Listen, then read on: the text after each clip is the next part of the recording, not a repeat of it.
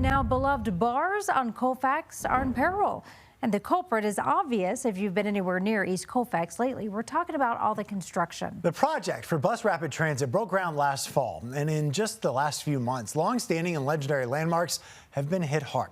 I want to show you exactly the area that we're talking about here. This is in uptown Denver. Lion's Lair and Squire Lounge are on East Colfax. They're right here in between York Street and Park Avenue. This construction actually goes all the way from York Street past Park Avenue and into downtown Denver. Excavators are tearing up the middle of the road to eventually add a dedicated center lane that runs from downtown all the way out to Aurora.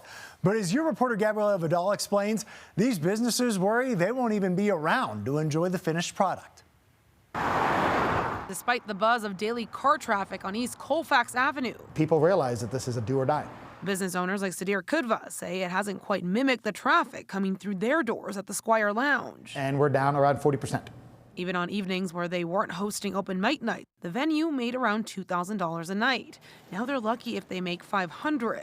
A problem, Kudva says, started as soon as cones began to block parking spaces along Colfax for the city's bus rapid transit project. We've had to make a very difficult decision of saying we can't have a manager anymore, so we have to do a layoff. Since the rapid transit project started back in October, other businesses along East Colfax have seen a noticeable decline in clientele. And even for businesses who aren't yet struggling to get people through their doors, they say there's still a lot of uncertainty about what could happen over the next 3 years.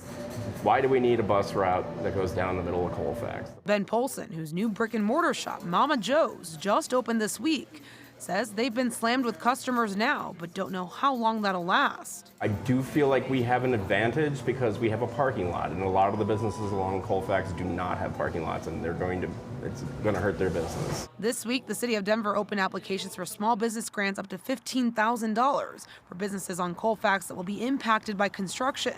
I think they underestimate the need. Kudva worries funds like this will quickly run out, especially if there are delays in the project. Nobody's going to turn it down, but it's not going to be the difference between somebody staying open and somebody closing. You're not going to get mom and pops to come back in. You're going to get chains to come back in.